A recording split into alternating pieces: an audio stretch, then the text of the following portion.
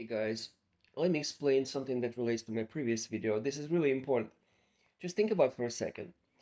All of the controversies of Jesus versus the Jews, the Pharisees, all of this stuff, right? All of the controversies supposedly happened in the first century between Paul and the Jewish Christians, all of that stuff. If this really happened in the first century, if this is true, why would Marcionite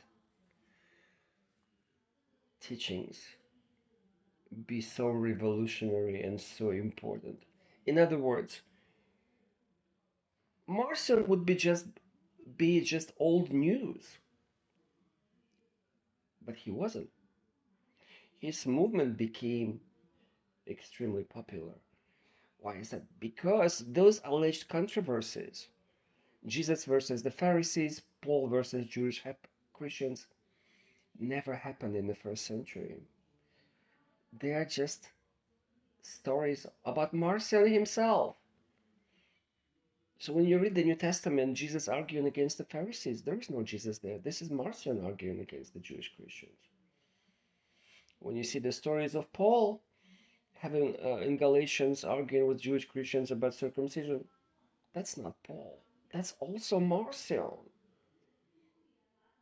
You see, the New Testament is all about the second century event. It's not about the first century event. Jesus and Paul and all of the characters are just puppets in that story.